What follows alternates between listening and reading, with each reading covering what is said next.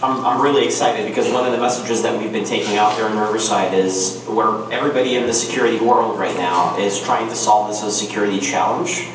But it's really a business challenge, and you guys are working on solving business problems. So to really put a dent in all the risk and all the mitigations that everybody's succeeding partially and failing partially at it, we have to work together, we have to collaborate, and we have to take this beyond just a security issue and reach out to the business. So I'm glad to hear that you're also doing that.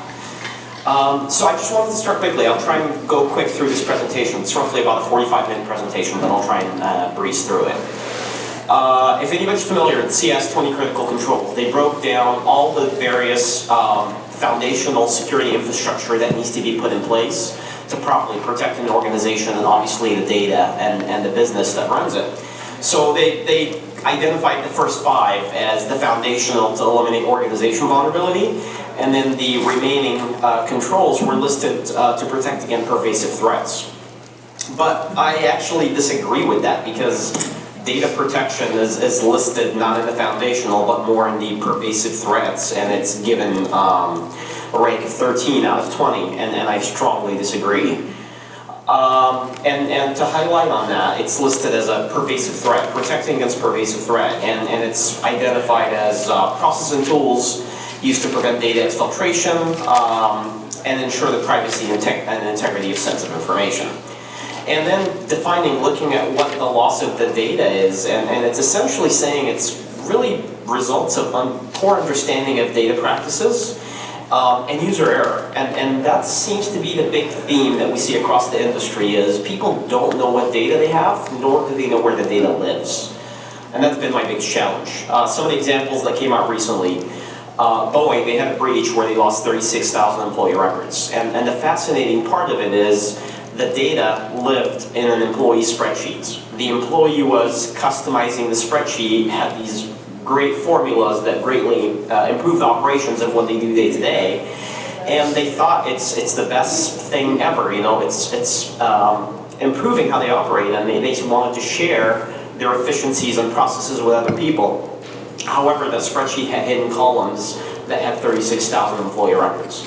The employee failed to observe or notice that there's data columns within the data set or the spreadsheet they're working with, and they were distributing around. That resulted into a breach.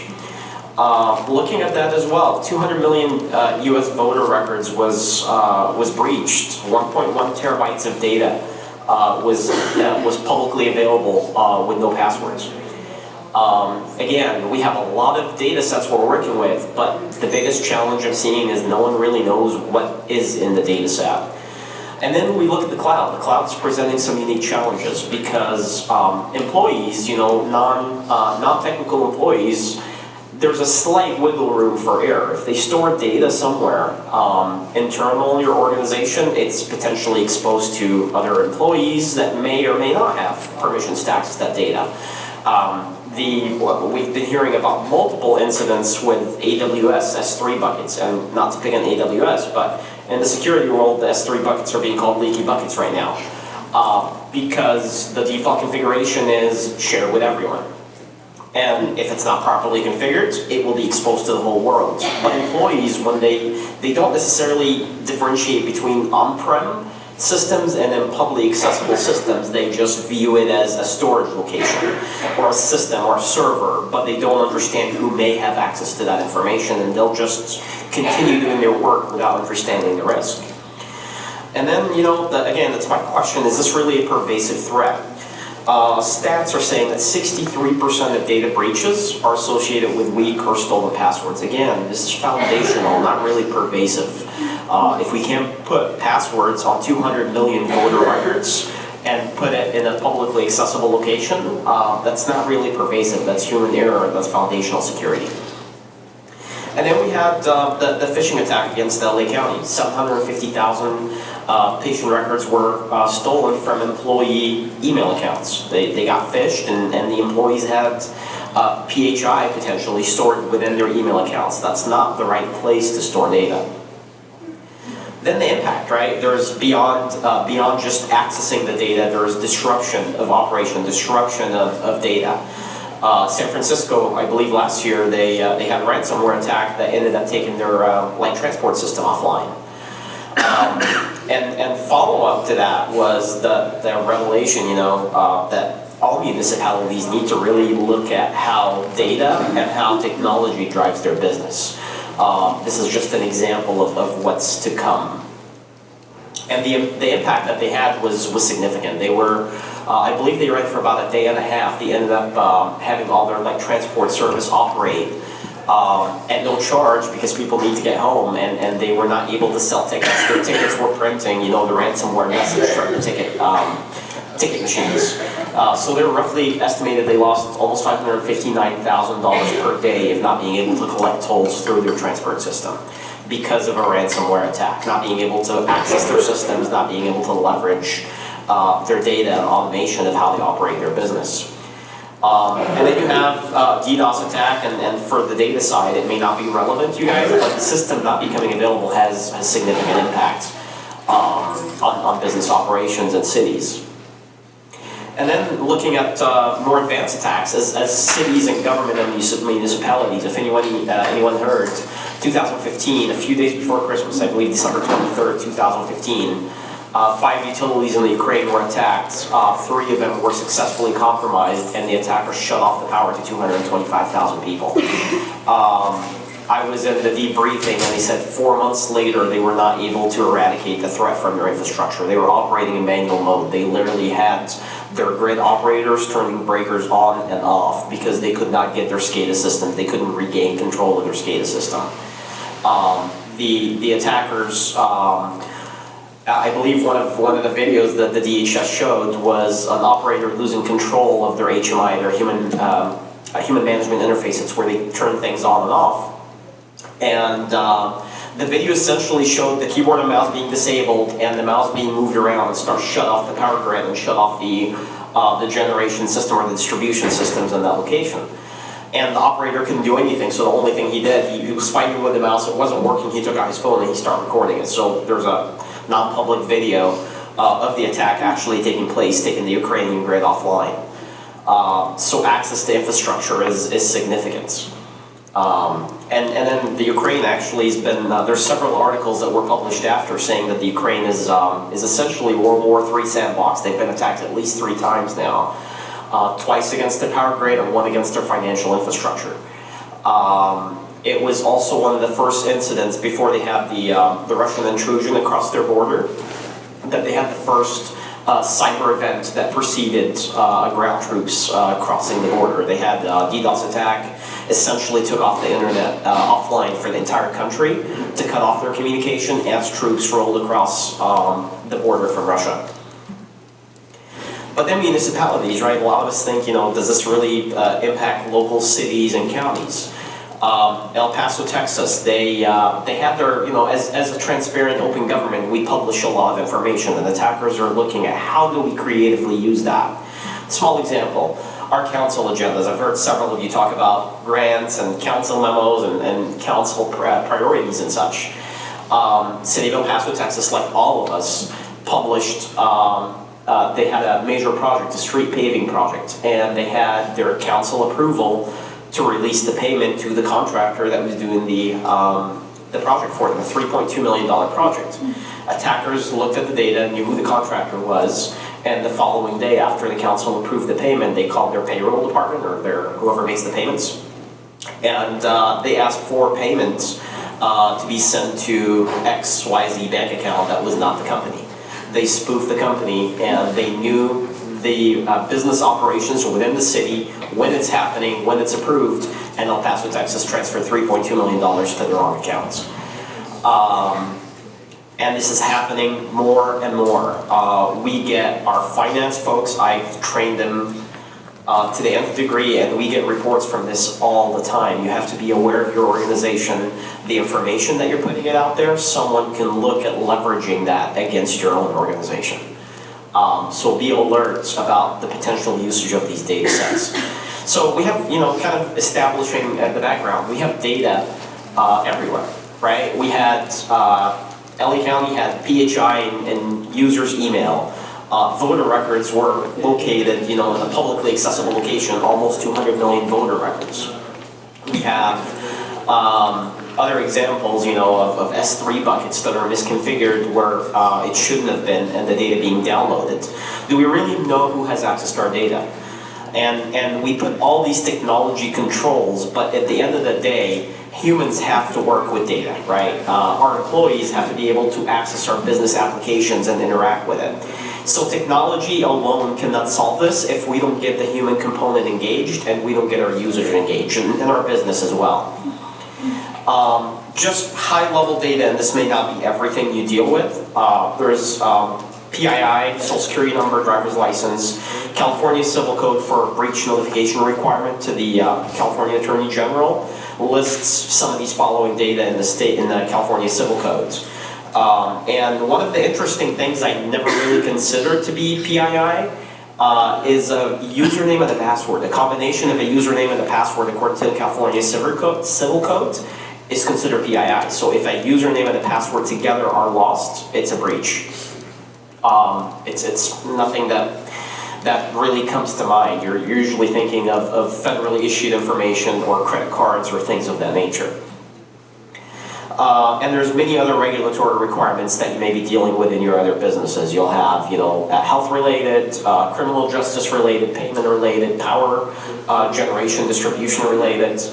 And then you can have business proprietary, CAD diagrams, critical infrastructure. I even had conversations with some of our building services folks. When you're publishing plans for construction of facilities, if you're releasing where the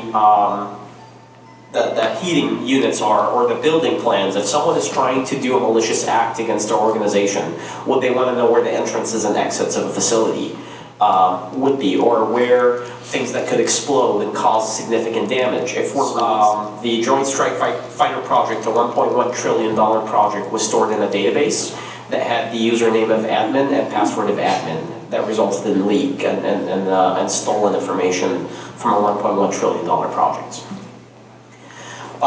It's been reported several times that people found stealth designs on peer-to-peer networks because military contractors were downloading pirated movies, and they had their designs in the same shared folder with their peer-to-peer software, and it was being redistributed and shared on peer-to-peer networks.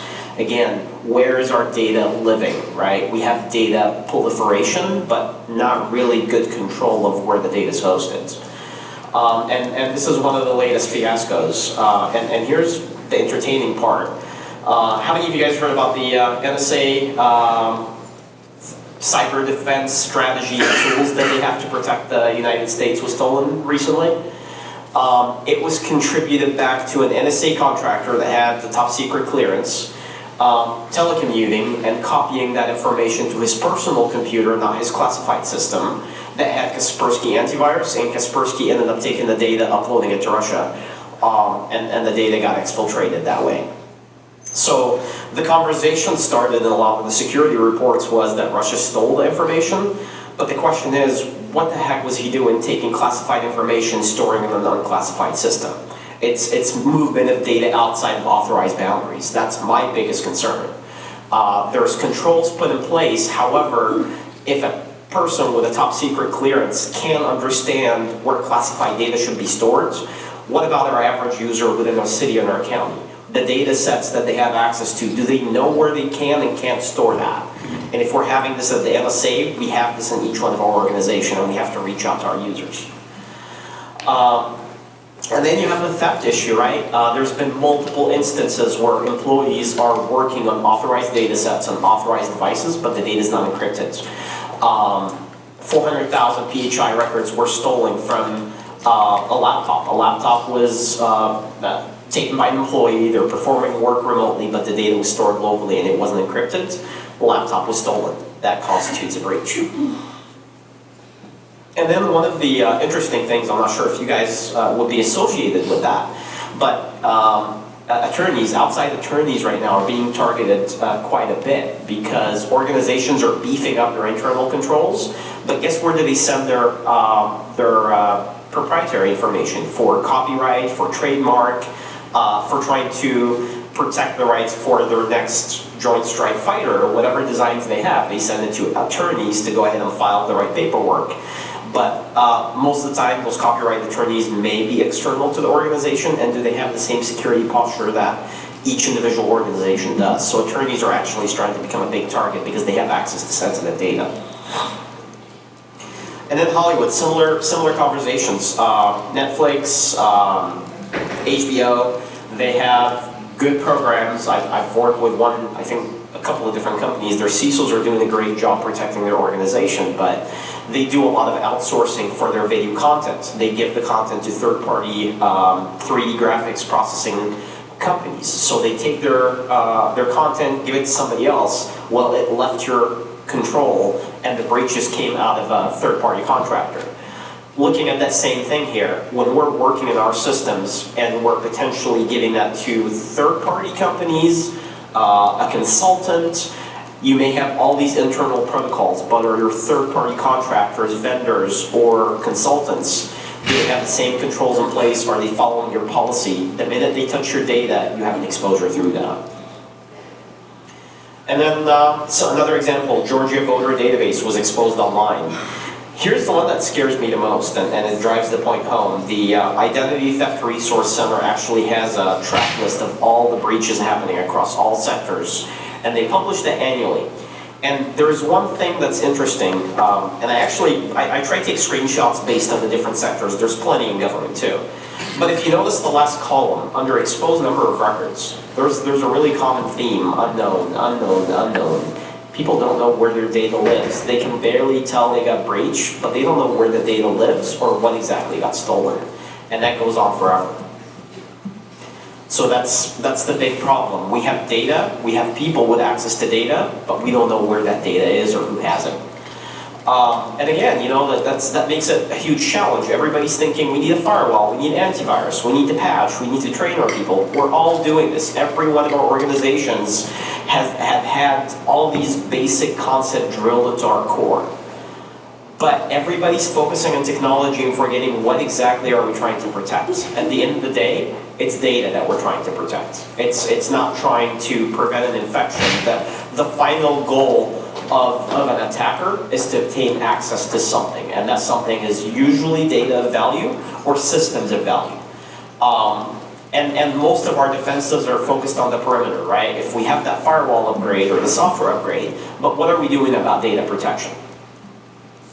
And if anybody's heard that, and I'm positive you guys have heard that defense in depth strategy with security is the castle, right? Having different tiers, knowing that one of your tiers will fail. This is security 101. Your controls will not work 100% of the time. And that's my biggest challenge dealing with non-security folks. They say, we have a firewall, I don't need to do anything, or I have an antivirus. I can just go click and download and open every file in existence because I have an antivirus. Antivirus, the average antivirus detection rates is about 50 to 70%. That means the rest is slipping through. I've seen antivirus products detect 3-year-old infections just because they got a recent antivirus definition update. But those are old threats, and that goes back into the correlation of threats to being 200 plus days old by the time they get detected. So at the core of all these protection is our data. And that's where we really have the disconnect between security, technology, and our users. And going into that example, if we have money laying around everywhere, can we really protect that money? And data is valued as money right now. They're being sold on the dark web, they're being traded, exfiltrated, held at ransom, and we should start really treating it as money. Do we leave money laying around because you can't secure currency or things of value that way, but we tend to have our data sitting in every possible location. So my 21st critical control is know thy data. That's what we need to go after. If we're trying to really protect what matters, that's what we need to focus our efforts on. So some of the enterprise data challenges, we have users that do need to access data, but what we need to build is how much data they need to access, how often, and how fast. Because attackers don't want to access 1 or 2 records, they want to access millions of records, hundreds of thousands of records. Being able to continuously monitor and look for behavior, right? If we look at the Snowden example, I've heard the NSA director, the former NSA director, talk about the Snowden incident, and when they did their post-mortem analysis, they said Snowden on average was accessing, I don't know, 100, 200 files per day. And then right before that happened, he accessed, I don't know, 50,000 files per hour, or some crazy number like that. If we can put controls that monitor for the change in behavior, you can establish a baseline about what your expected access to data looks like, and then try to identify anomalies and peaks. So data analytics, that's the business you guys are in. We can do that on how data is being accessed and transferred, and try to identify potential anomalies. And then the cleanup of data. We've done our own data classification within Riverside, and we found that probably 97, if not more, % of the data is either duplicate, redundant, or orphan data, that no one knows how it was generated, who generated it, what it serves, it's just there. We've also found that there is establishing classification is the first part. You can't protect what you don't know. If you start thinking about how the military handles or classified or secret data, they stamp it first of all, right? When the data is generated or created, you have to have a marking on it that says what that data is, and all the employees and staff are trained about what the definition of that classification is, what you can and can't do with it. However, we have sensitive data that we're creating and distributing. Is it properly marked, properly classified, and do employees know what these classification means? Try and zip through. Again, look at watermarking, look at metadata marking of your data sets to track them through. And one of my favorite topics now that's being explored in security is offensive security. Rather than wait for a breach to happen, put canaries in the mine, if you guys heard the term before. Put fake data artifacts and look for movement of that data that no one should access. That one database record that is not valid and has extensive auditing, and if anyone touches it, something wrong is going on. A file on your network share, a data set, or a field in your data set that has embedded tracking, or a link that's listening for someone to click on it where it has no legitimate usage. To see, when that canary, when something lights up, someone accessed something they shouldn't, and you can get additional data. And that's being more on the proactive side of hiding things to be able to have that red flag come up quickly. And identify people's roles and responsibility in access and what they can and can't do. One of the important things is data retention. I've had conversations with our employees about our data retention policies, and we have well-defined data retention policies, but employees often think data retention means paper records, right? What about our electronic records? Has anyone reviewed retroactively all the terabytes and terabytes of data that we all have that goes back 20, 30 years and has it been reviewed according to classification and matched up with whatever your published data records requirements and duration? I bet you there's quite a bit that hasn't. And then data safe zones, right? Being able to control where data is stored, and being able to create hard boundaries where the data cannot leave. You do need to be able to work on data and generate, those data-driven business decisions, but there needs to be containers that says this is the authorized zone for the data and data cannot leave. Rather than building firewalls that says who can talk to what, we need to look at smarter data loss prevention, data control systems that says, okay, it's not just a user being able to access that system or a system being able to cross that boundary, it's also data cannot leave that boundary. So to be able to properly protect that. And then for the ransomware issues, look at your backup and disaster recovery plans. Make sure that your data is survivable. If that data is driving real-time encryption is critical because you do not have a breach of encrypted data stolen and they cannot obtain the decryption keys. So that's another component to look at. And back to the protected enclaves. Protect your applications, whatever the front end that has access to your data. Make sure that there's input sanitization, things that validate what is an acceptable input versus, the OWASP top 10, if you're familiar with those, if any of you guys do web developments, to be able to make sure that they can't utilize uncontrolled input on your applications to break in and take data out. And create choke points. That choke points will let you get visibility into data movement and create those hard boundaries. One of the big things that we're also doing, and not that many people are, is data decryption. If anybody remember the Office of Personnel Management breach, they found out that they had all their cleared personnel for the federal government, everybody that had a secret clearance at that point, all their data was stolen by an advanced attacker. And the only reason they found that out is they started doing an SSL inspection, because guess what attackers are doing now? They're turning on SSL, so your next generation firewall, your inspection capability, your data loss and classification systems can't see it. And unless you decrypt all the data and create essentially an encryption-free zone within your network to be able to properly inspect your systems, then all they have to do is add an S, an HTTPS in front of whatever they're trying to steal, and they render all your security controls ineffective at that point. So decryption is key to gain visibility into your system and to be able to enforce your policies and protections and control. And review, we talked briefly about that. Review legacy data and enforce your retention requirements. And more importantly, work with your business. I think one of the success stories that we had is we established that the security office and the IT organization is not the data custodians. We can help you find where the data lives.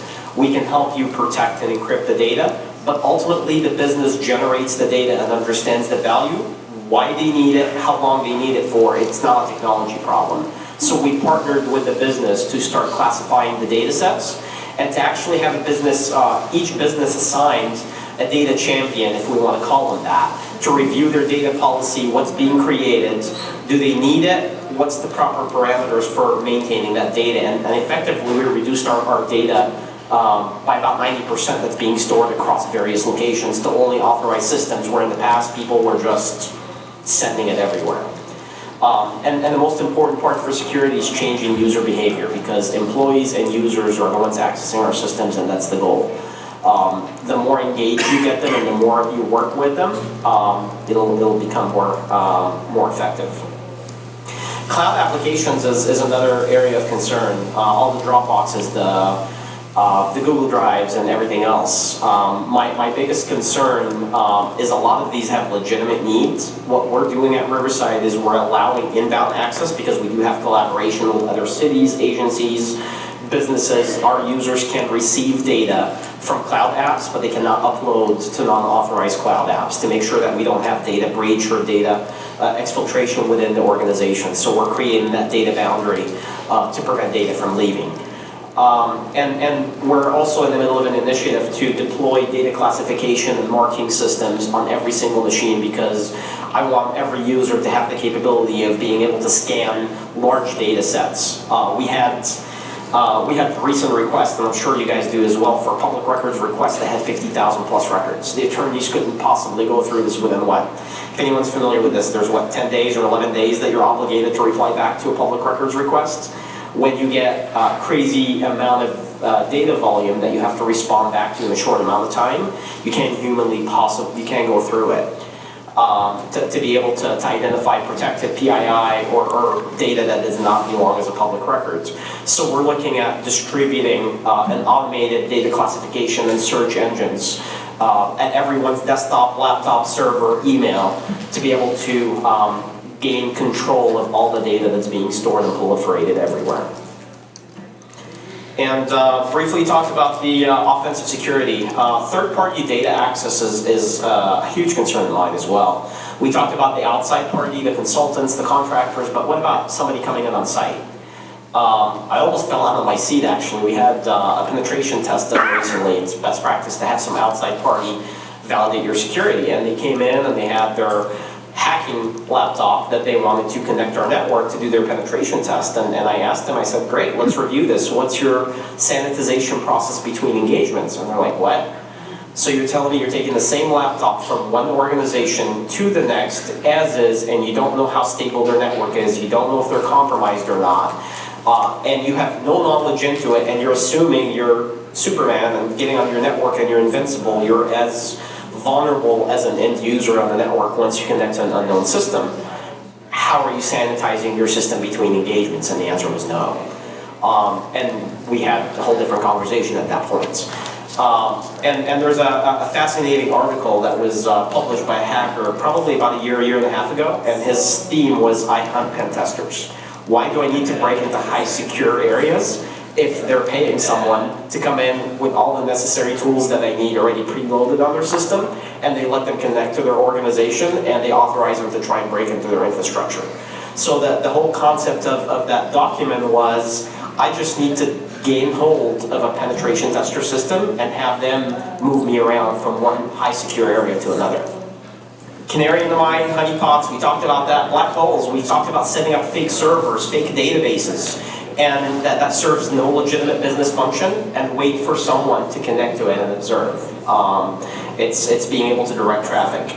And then counterintelligence campaign. Can we publish information about fake projects? I think Apple had an article that all their new employees get assigned for about 3 to 6 months in projects that don't exist to see if they're going to leak any information out about these things. And if information show up about this, they're not trustworthy to work on their high sensitive items. They basically have them work on ghost projects for several months just to measure if they can keep a secret.